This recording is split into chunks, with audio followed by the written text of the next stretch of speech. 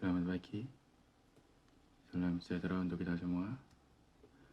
Halo, nama saya Aris Waiswiyati, mahasiswa Politeknik Akbara Surakarta dengan NIM 2402048. Pada video ini saya akan menjelaskan unsur-unsur peta RPI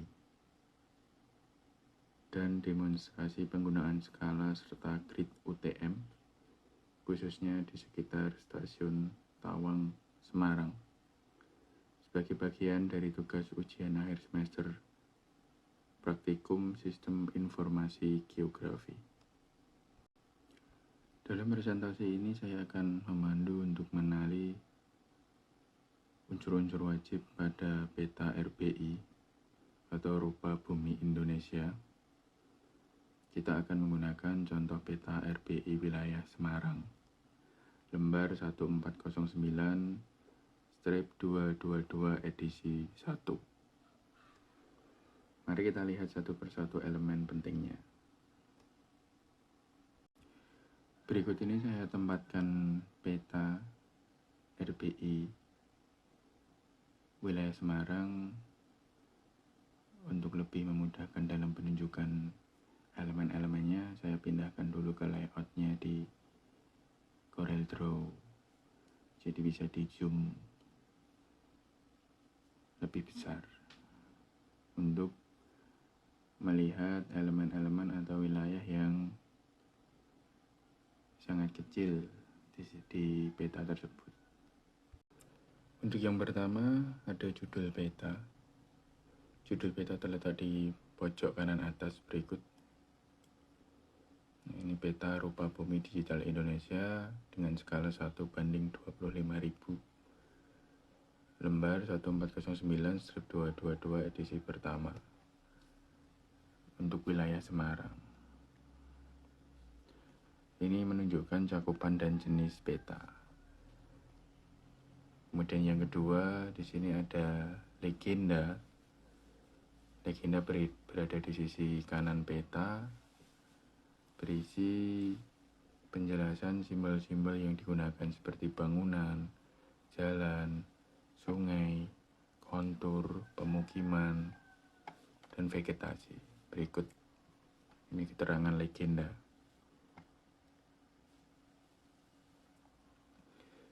Kemudian menunjukkan skala, ini skalanya 1:25.000.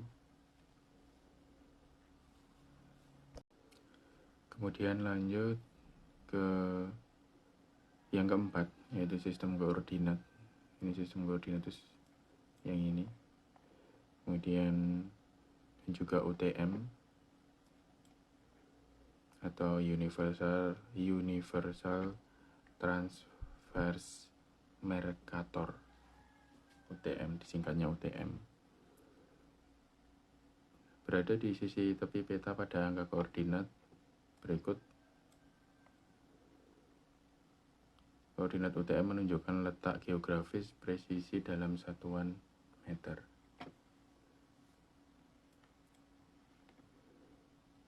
Dilengkapi dengan sistem grid, garis vertikal dan horizontal seperti ini. Kemudian yang kelima adalah grid peta atau kotak-kotak. Berikut, kotak-kotak grid berfungsi untuk referensi spasial dan memudahkan pencarian lokasi. Kemudian yang keenam adalah arah lokasi. Untuk arah utara biasanya ditunjukkan dengan panah utara atau simbol north. Jadi ada panah, kemudian atasnya ada bahasa Indonesianya arah utara, kemudian kalau bahasa Inggrisnya itu biasanya dengan simbol huruf N. Kemudian sumber data dan informasi teknis di kolom kanan bawah tertera.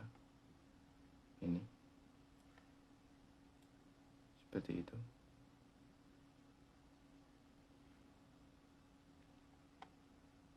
Di sini. Ini adalah sumber data dan informasi teknis. Di bawah dicetak diedarkan oleh Badan Koordinasi Survei dan Pemeta Nasional Bagus Surtanal dikompilasi dari foto udara skala 1:30.000 tahun 93-94 secara fotogrametri, kemudian survei lapangan tahun 1996. Kemudian ini ada petunjuk pembacaan koordinat geografi seperti ini saya zoom. Kemudian ini petunjuk pembacaan koordinat UTM.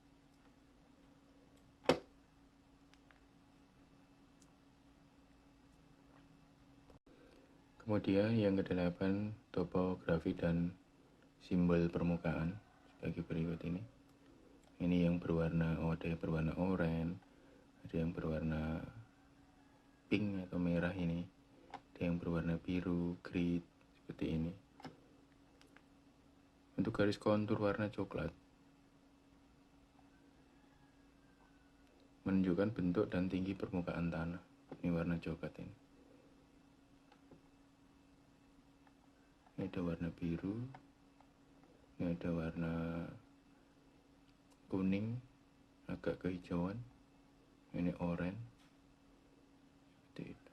Ini warna lebih ke coklat kalau yang ini. Kemudian sungai itu digambarkan dengan garis biru. Sungai menggambarkan aliran air. Kemudian jalan atau garis merah putih, ini itu jalan.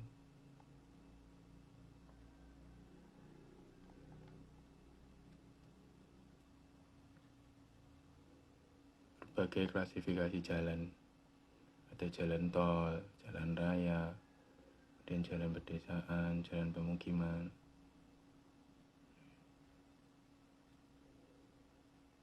Kemudian pemukiman blok warna oranye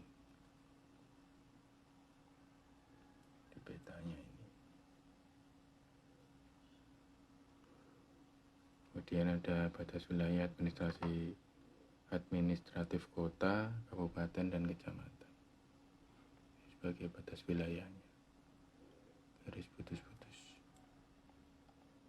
Ini batas wilayah administratif kota.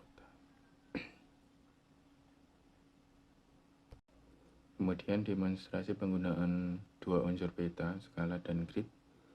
Yang pertama contoh 1 skala peta. Ini saya fokuskan di stasiun Tawangsari di sini. Kita ingin mengukur jarak antara dua jalan besar di Semarang bagian tengah. Ini. Misalnya jarak pada peta 4 cm. Jadi jarak dikali perbandingan skala sama dengan hasil dalam cm, kemudian dikonversi ke kilometer. Contohnya 4 cm dikali pada skala peta 25.000 sama dengan 100.000 cm. Kemudian dikonversi ke kilometer menjadi 1 kilometer. Jadi jarak pada peta 4 cm itu jarak di lapangan sekitar 1 kilometer. Seperti ini di sini. Ini saya buatkan garis. Contoh saya buatkan garis. Ini.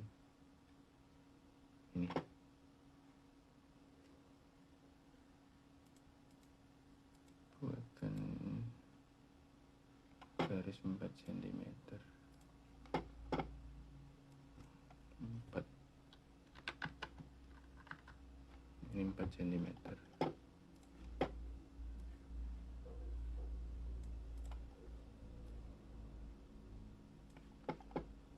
4 cm ini kurang lebih jaraknya di lapangan sekitar 1 km.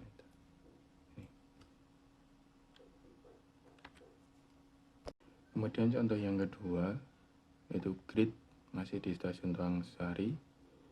Ulangi, masih di stasiun Tawang, di lokasinya di Tawangsari, yang menggunakan grid dan koordinat.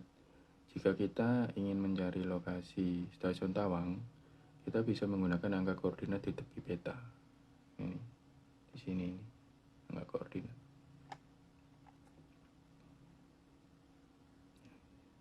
Kemudian misalnya titik berada pada di stasiun Tawang ini, titik berada pada UTM X 453.000 meter dan Y 9225.000 meter. Dengan sistem grid seperti ini, kita bisa plot titik di lapangan menggunakan GPS secara akurat.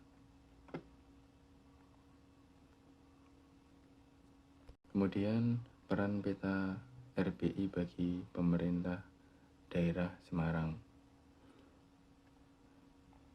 Peta RBI sangat penting untuk perencanaan wilayah. Manfaatnya antara lain perencanaan tata ruang kota. Pemerintah bisa menentukan zona pemukiman, zona industri, konservasi, dan infrastruktur secara spasial. Nah, di sini seperti ini, tunjukkan seperti ini. Zona industri, zona perumahan, seperti itu. Kemudian untuk manfaat dalam bidang mitigasi bencana, dengan data kontur dan sungai, pemerintah bisa mengidentifikasi daerah rawan banjir atau longsor.